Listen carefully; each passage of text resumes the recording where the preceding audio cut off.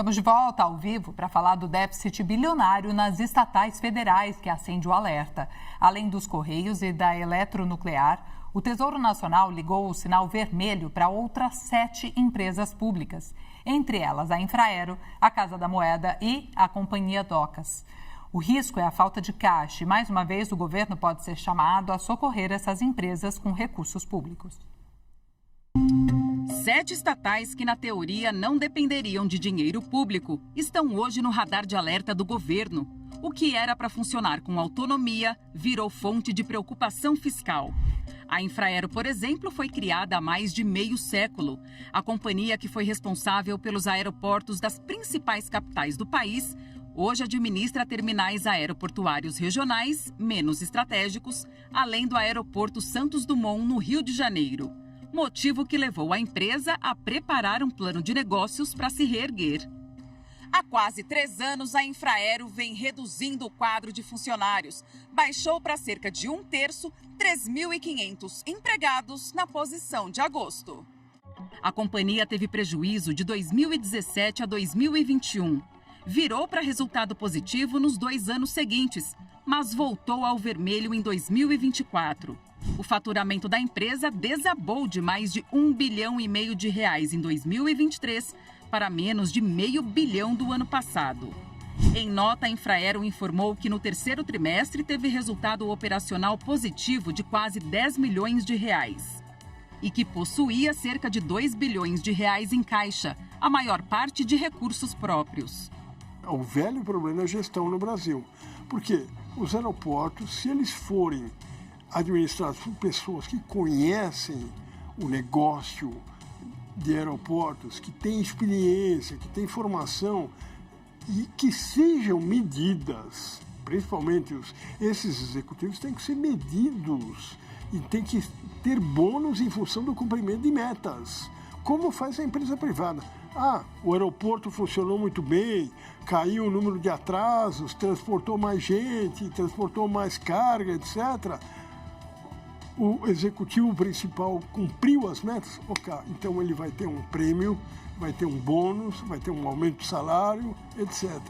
Outra estatal à beira da UTI é a Casa da Moeda. Fundada nos últimos anos do século XVII em Salvador, na Bahia, tinha como finalidade resolver a escassez de moedas no Brasil colônia. Só em 1984 se transferiu para a sede que ocupa hoje no Rio de Janeiro, onde produz moedas, cédulas, selos, passaportes e documentos de segurança. A companhia vive conjuntura desfavorável por causa da disseminação de transações financeiras digitais, revolução que ocorre no Brasil e em outras partes do mundo. Mesmo com cenário adverso, a estatal teve lucro de R$51 milhões no ano passado, mas o número é 74% menor do que em 2023. Teve ainda resultado operacional negativo. Isso acionou as sirenes do Tesouro Nacional. No entanto, a Casa da Moeda possui liquidez para cobrir dívidas. Será que vai ter alguém interessado em fabricar papel moeda no Brasil? Suponhamos, né? Não tem ninguém interessado, não dá muito lucro. E aí, o que faz? Tem que ter a Casa da Moeda. Nesse caso, o Estado tem que ter uma repartição, um departamento, uma empresa que faça esse trabalho. E, por exemplo, a Casa da Moeda, na grande parte dos países ricos, continua sendo uma atividade estatal e não privada. 5 das 7 companhias docas dos estados também estão entre as 9 estatais que aparecem no alvo de uma força-tarefa criada pelo Tribunal de Contas da União. As docas, sob a atenção do TCU, são as companhias do Rio de Janeiro, Bahia, Rio Grande do Norte, Ceará e Pará. A Codern é a que aparece em destaque no relatório do Tesouro Nacional. A companhia apresenta risco de deterioração financeira por causa de arrendamentos, necessidade de investimentos em infraestrutura e a possível desvinculação do Porto de Maceió.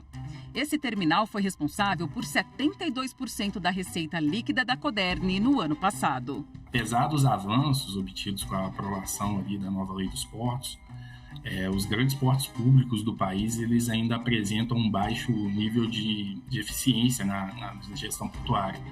Então, essas companhias docas, essas empresas públicas, elas encontram com uma reduzida capacidade gerencial e um passivo trabalhista muito grande, o que impede ali, de certa forma, de promover toda aquela modernização, né, que é necessária para elevar a eficiência desses portos aos padrões internacionais. É que nós temos essa ideia errada no Brasil de que estatal pode dar prejuízo. Isso é errado. Estatal não deve dar prejuízo. Estatal, se ela tiver um superávit, se ela tiver um lucro, ótimo, vamos aproveitar isso e investir em melhorias, mas obrigatoriamente as estatais deveriam dar lucro, sim. No Brasil já nos acostumamos com o fato de estatais terem grandes prejuízos. Isso está totalmente errado, deveria ser totalmente proibido.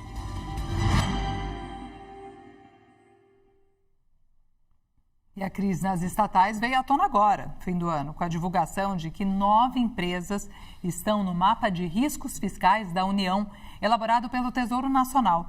E a gente vai ter uma conversa agora sobre esse tema ao vivo com Murilo Viana, economista da GO Associados e especialista em contas públicas. Murilo, boa noite, bem-vindo. Boa noite, eu agradeço o convite. Obrigada por aceitar. E, Murilo, a grande crítica que se faz às estatais, né, especialmente a essas que entraram no radar do governo, é de falta de gestão e de interferência política. Como é que faz para desatar esse nó? Acho que o primeiro ponto que nós temos que tratar, que existe uma certa confusão, é que a gente, devido aqui ao olhar para as estatais consideradas não dependentes do Tesouro Nacional e as déficits e os problemas que tem tido ao longo dos últimos anos, não deve servir também para mascarar a relevância de se observar aquelas estatais que são dependentes do Tesouro, mas também incorrem ali em gastos bastante expressivos, acabam servindo basicamente para poder fazer um apadrinhamento político, acomodar as forças políticas, e nos últimos anos, algumas delas, especialmente podemos denominar o caso da Codevasf, por exemplo, que é uma empresa dependente do Tesouro Nacional, não está nessa lista, mas é famosa por ter abrangido mais áreas do território nacional e conhecido por ser o grande veículo do emendoduto, né, dos recursos parlamentares, que nós sabemos que frequentemente frequenta as páginas policiais por usos inadequados de recursos públicos. Então, nós temos que olhar um fator de gestão mais geral das estatais, muito além daquelas estatais não dependentes. E, obviamente, isso reflete a complexidade da análise. Algumas dessas estatais não dependentes elencadas passaram por um processo de desestruturação do modelo de negócio dentro do próprio processo de privatização. Então, algumas estatais passaram, digamos ali, a ficar com o número de atividade restrito, muitas vezes absorveu os funcionários públicos dos outros braços daquela estatal, de quando ela era mais, digamos assim, ela era mais abrangente, e isso acabou levando a um resultado operacional mais complicado, a uma dificuldade também de solvência da empresa no médio prazo. Outras estatais, como é o caso da Casa da Moeda, passa por uma questão de mudança, obviamente, tecnológico, da demanda de moeda física na economia, mas é difícil nós imaginarmos que essa atividade será passada, por exemplo, para o setor privado. Então, é de se discutir se não deve ser absorvida, por exemplo, seja pelo Banco Central ou também por outro braço do governo, para que se tenha ali uma ação mais coordenada, mais ativa e que se absorve de fato aquela empresa que não consegue caminhar sozinha. E nós temos o caso também do Correios, que vem frequentando o noticiário diuturnamente, em que também tem uma crise profunda do modelo de negócio, da correspondência postal, e um ambiente ali também de governança bastante frágil, dificuldades de fazer investimento e, evidentemente, todas as consequências decorrentes disso, de aumento da fragilização competitiva da empresa naqueles braços em que ela acaba concorrendo com o setor privado, por exemplo. Ou seja, é um aspecto bastante amplo que ultrapassa as questões das empresas tidas como não dependentes do Tesouro Nacional. E Murilo, você acha que a gente tem estatal demais em excesso? E dessas 9, quantas realmente precisam de capitalização urgente? Quantas deveriam ser privatizadas ou reestruturadas? Olha, a questão de... claramente nós temos muitas estatais que, no mínimo, devem passar por uma revisão de existência. Muitas, o Correios talvez sejam delas. É preciso passar por um escrutínio, uma análise aprofundada, mas me parece não seria um caso único do Brasil em que a atividade postal, por exemplo, estatal, passaria totalmente para iniciativa privada. Nós temos mecanismos, nós amadurecemos no Brasil ao longo dos anos 90 para cá, mecanismos de regulação. Nós sabemos os problemas também que existem de aparelhamento, inclusive dos órgãos reguladores, das entidades reguladoras, das agências, que deveriam privilegiar ali pela vigilância. O caso do estado de São Paulo, agora na cidade de São Paulo, é muito vívido em relação a isso. Então, quando a gente olha, no caso de uma estatal como o Correios, existem mecanismos que funcionam lá fora, por exemplo, de estatal que passaram a priorizar determinadas áreas e que acabaram enxugando significativamente a sua ação e priorizando a questão postal, e muitas vezes em associação com o setor privado. Então, muitas vezes se fala que o setor privado não estaria disponível a desempenhar tal atividade, chegar longe no Brasil, em outras regiões não lucrativas, mas existem mecanismos hoje desenhadas. A gente vê o setor de saneamento, por exemplo, com desenhos ali de concessões em que você oferta o filão junto com o osso para poder gerar uma possibilidade de ganho agregado dentro da operação para fazer investimentos em determinadas frentes não tão lucrativas, ao mesmo tempo que você tem uma receita garantida em outra. Ou mesmo, às vezes, é preferível o governo colocar dinheiro, de fato, numa empresa, no setor privado, que se gaste menos e que tenha metas, objetivos ali para serem alcançados ao longo do tempo, que se reduza os gastos e acabe levando a um serviço mais efetivo. Fato é que, deixar da forma como está, o Correios vai se defiando, o serviço vai se deteriorando e a conta vai ficando mais pesada sem ter uma solução em vista, né? É verdade. Vinícius Torres Freire vai participar da conversa agora. Vini. Vamos falar primeiro, assim, de uma questão mais específica, mas eu gostaria de ouvir também, Murilo, a sua opinião sobre estatais no conjunto. Mas vou começar pelo caso do conjunto. Porque tem empresas estatais que elas são estatais empresas apenas para facilitar a gestão, contratação, licitação, etc. Por exemplo, é o caso da Embrapa, no melhor dos casos, e da Codevasf, que você citou, no pior dos casos. Talvez nem precisasse existir. A Empresa Brasileira de Hospitais Universitários também, que é formulada como empresa estatal, mas é uma agência de governo praticamente. Então essas talvez ou são de difícil privatização ou não interessa a privatização, né? Agora, o resto todo, inclusive Correios, que essas que não sejam agências transformadas em empresas para facilitar a gestão, privatiza tudo? O que você acha? Segundo, você pode responder em 2 momentos, né, que são 2 questões complicadas, mas o caso do Correios é muito gritante. Está para sair o acordo, fechar até quinta-feira, empréstimo de 12 bilhões de 5 bancos, Santander, Bradesco, Itaú, Caixa e Banco do Brasil que tiveram a entrar, porque senão o empréstimo não saía. Juros de 17% ao ano. Uma empresa nesse estado, com um empréstimo de 12 bilhões, pagando 17% ao ano, com um problema de competição grave nos setores mais avançados, você acha que ela sobrevive? Você acha que é bom botar dinheiro nisso? Então, primeira pergunta.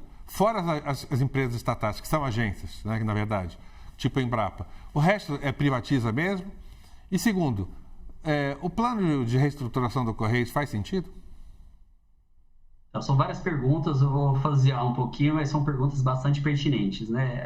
Ainda que você tocou aqui na questão da Embrapa, embora não seja o foco, mas eu gostaria de resgatar uma questão. A Embrapa é uma dos exemplos aqui históricos em que o Brasil conseguiu utilizar uma estatal para poder, de fato, trazer um componente de desenvolvimento bastante significativo para o Brasil. E aqui é o caso, talvez, mais exemplar de que ali uma avaliação puramente se tem um déficit ou não tem que ser olhado com as externalidades bastante diversas que ela ocasionou. Então, se o agronegócio é hoje o agro que nós conhecemos no Brasil, sem dúvida alguma, uma parte significativa disso se deve às inovações realizadas pela Embrapa em termos de correção de solo, de adaptação de sementes, seja soja, seja diferentes outras produções, e acontece isso de norte a sul, de leste a oeste do Brasil. Então, a Embrapa é um caso, pode ter inúmeros problemas também de gestão, é normal que tenha, inclusive o setor privado muitas vezes tem, nós sabemos aí pelos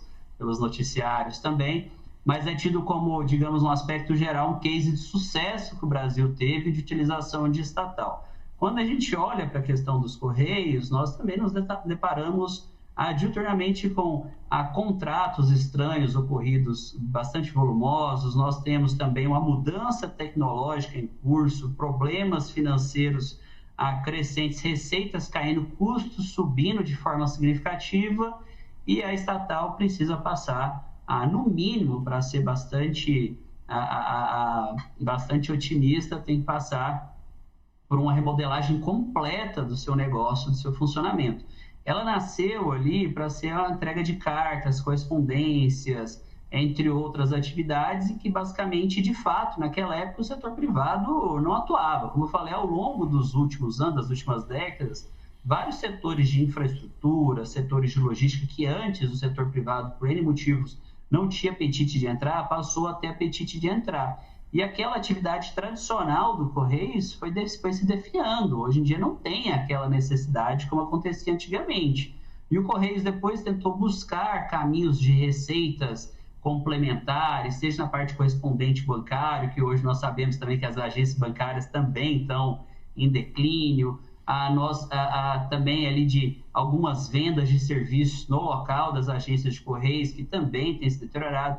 Sem investimento, o serviço deteriora, e o Correios tem caminhado ali para buscar o seu filão, concorrendo com o setor privado nas entregas de compras online, de remessas internacionais, o que evidentemente não tem competitividade frente ao setor privado, e nem deveria. Se é para concorrer com o setor privado, que tem funcionado em grande medida, não há necessidade de existir o Correios para isso. Aí, de novo, aquela questão que envolve regiões longínquas e outras questões também de baixo apetite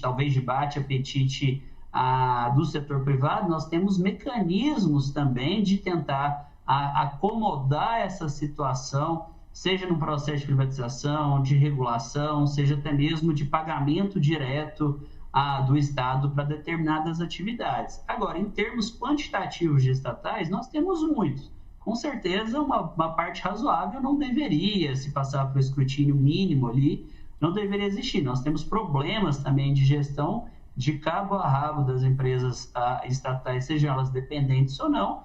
Muitos outros países ensinaram a utilizar empresas estatais para poder ajudar no processo de desenvolvimento econômico, e não para ser capturado por grupos de interesses diversos. Então, nós temos o caso do petróleo, por exemplo, nós temos exemplos de países, a Noruega talvez seja o exemplo mais clássico, mas nós temos outros países também que utilizaram as empresas no momento do boom do petróleo, e também estão utilizando suas empresas para financiar a tão necessidade de transição energética, da transição verde, novas tecnologias típicas também da nova economia do século XXI, né? Agora, é uma questão complexa, nós temos que ter cuidado para não, digamos assim, jogar a água suja com o bebê fora, como nós dizemos na economia, ou também não acharmos soluções simples para problemas complexos, soluções que no final se mostram ali mais problemáticas. Perfeito. Quero agradecer Murilo Viana, economista da GO Associados e especialista em contas públicas, pela participação com a gente nessa noite. Obrigada, Murilo. Eu que agradeço. Muito obrigado pelo convite. E o Grupo